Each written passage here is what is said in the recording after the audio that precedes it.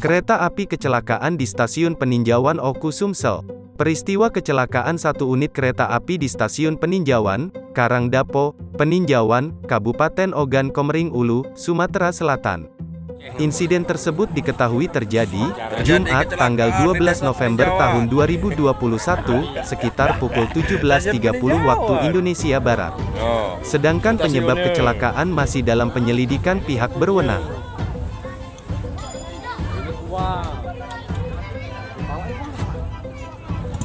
Serangkaian.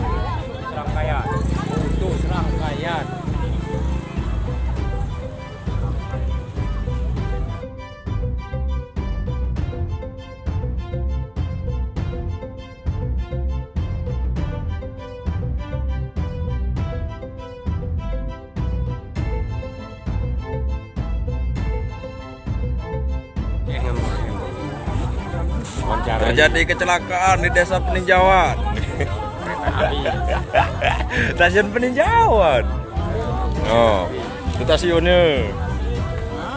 Ini sempurnya. Ini kuat. Serangkaian. Untuk serangkaian.